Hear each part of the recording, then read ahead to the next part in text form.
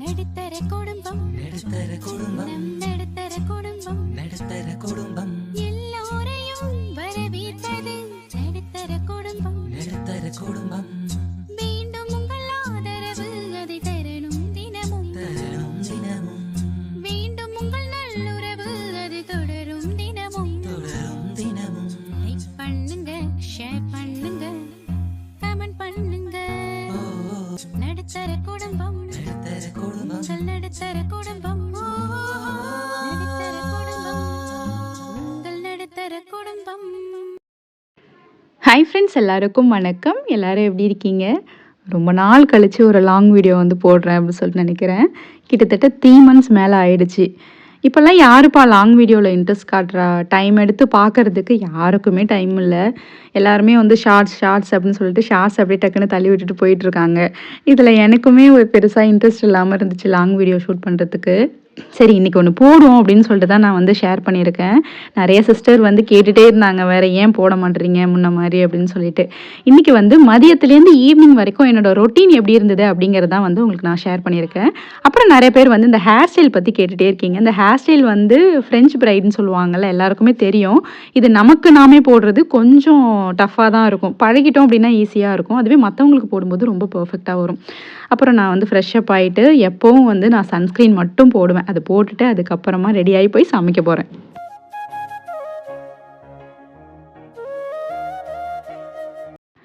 அப்புறம் நிறைய பேர் கேட்குற கொஷின் என்னென்னா, ஏன் இப்போ க்ளீனிங் ரிலேட்டடான வீடியோவே போடவே மாட்டேறீங்க அப்படின்னு சொல்லி கேட்குறீங்க. ஒரு சில பேர் அப்படி கேட்குறீங்களா?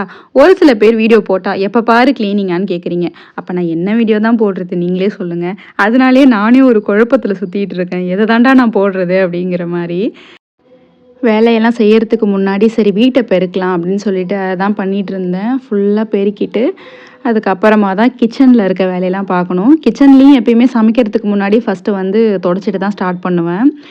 அப்புறம் பார்த்திங்கன்னா, இந்த சம்மரில் வந்து வீடு ரொம்ப அனலாக இருக்க மாதிரி இருக்குது. நம்ம இந்த விண்டோலாம் க்ளோஸ் பண்ணி வச்சுருந்தோம்னு வச்சுக்கோங்களேன், ரொம்ப ஒரு மாதிரி இறுக்கமாக இருக்குது. அப்படிங்கிறதுனாலே இப்போல்லாம் நான் என்ன பண்ணிடுறேன்னா, ஃபுல்லாக எல்லாமே ஓப்பன் பண்ணி விட்டுடுறேன். கதவுலேருந்து எல்லாம் ஓப்பனில் தான் இருக்கும். அப்படி இருக்கும்போது அந்த அனல் வந்து பெருசாக தெரியல. கொஞ்சம் கூலிங்காக இருக்க மாதிரி ஒரு ஃபீல் இருக்குது. எல்லா நேரமும் வந்து ஃபேனு, ஏசி அந்த மாதிரி நம்ம போட முடியாது. கரண்ட் பில் வேறு எகிரிடும் அப்படின்றதுனால இப்படி தான் நான் வந்து பண்ணுறது. அப்படி இருந்துமே பார்த்திங்கன்னா, இந்த ஹாலில் மட்டும் அந்த ஃபேன் வந்து ஓடிட்டே இருக்கும். அப்போ தான் எனக்கு கொஞ்சம் அந்த வென்டிலேஷன் வந்து நல்லா இருக்க மாதிரி இருக்கும். கொஞ்சம் எனக்கு வந்து கசகசன்னு இல்லாமல் ஃப்ரீயாக வேலை செய்கிறதுக்கு நல்லாயிருக்கும்.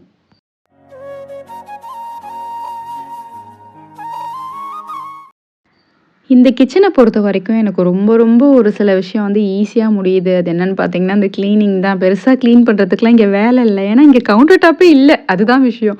ரொம்ப சின்ன கவுண்டர் டாப்னு வச்சுக்கோங்களேன். எனக்கு பெருசாக க்ளீன் பண்ணணுன்ற அவசியம்லாம் கிடையாது. லைட்டாக பண்ணாலே போதும். டைமும் வந்து அதிக நேரம்லாம் இருக்காது. ஸோ அதனால் எனக்கு வந்து கொஞ்சம் மெயின்டைன் பண்ணுறதுக்கு ரொம்ப ஈஸியாக இருக்குது. சரி, இன்றைக்கி என்ன சமைக்கலாம் அப்படின்னு சொல்லி பார்த்தீங்கன்னா, ரொம்ப சிம்பிளாக தான் நான் வந்து பண்ண போகிறேன். எதனாலன்னா, அவங்களும் இல்லை, வெளியில் போயிட்டாங்க. தம்பியும் வந்து அம்மா வீட்டில் தான் இருக்கான். 2 நாளாக இங்கே வரவே மாட்டேன்னு சொல்லிட்டான். அதனால் சரி, நம்ம மட்டும்தானே சாப்பிட போகிறோம் அப்படின்னு சொல்லிட்டு சிம்பிளாக தயிர் சாதம் தான் இன்றைக்கி நான் செய்கிறேன். இன்றைக்கி சொல்லப்போனால் சண்டே இருந்தாலும் எனக்கு பெருசாக எந்த ஒரு ஐடியாவும் இல்லை. சரி, தயிர் சாதம் சிம்பிளாக செஞ்சுட்டு கூடவே வந்து கத்திரிக்காய் தொக்கு இருக்குது பாருங்கள், அது எனக்கு ரொம்ப பிடிக்கும். அந்த எண்ணெய் கத்திரிக்காய்னு சொல்லுவோம் பாருங்களேன், அது செஞ்சு தான் சாப்பிட போகிறேன். எனக்கு அவ்வளோ பிடிக்கும். லாஸ்ட் வீடியோவில் சொல்லியிருந்தேன் பாருங்கள், இந்த காராக்கரணை வந்து பிடிக்கும்னு. அந்த மாதிரி இது எனக்கு ரொம்ப பிடிக்கும்.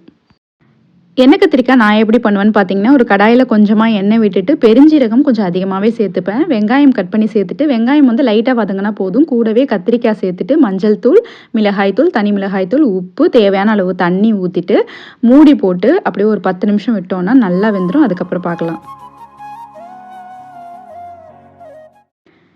தயிர் சாதத்துக்குமே பார்த்திங்கன்னா, தயிர் வந்து வீட்டில் இல்லை. பேக்கெட் தயிர் தான் வந்து வாங்கிட்டு வந்து கொடுத்துட்டு போயிருந்தாங்க.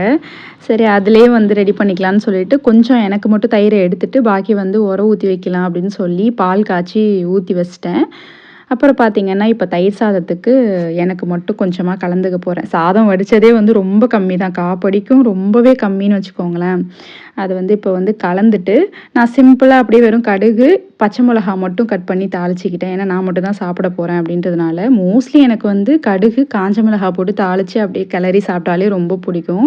இஞ்சி, பச்சை மிளகா, கருவேப்பிலை அதெல்லாம் போடணுன்னுலாம் கிடையாது.